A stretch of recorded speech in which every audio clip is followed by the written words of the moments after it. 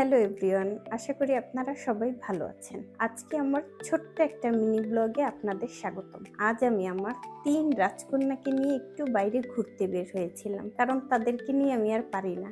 শুক্রবার হলেই হয় ভালো খেতে হবে, রেস্টুরেন্টে যেতে হবে, এই সে নানান বাহানা দিয়ে থাকে। সবার আগে আমরা খেলাম মজার ঝালমুড়ি। এই ঝালমুড়িটাকে ঘিরে খুব সুন্দর একটা গল্প আছে। আপনারা যদি শুনতে চান অবশ্যই কমেন্টে জানাবেন।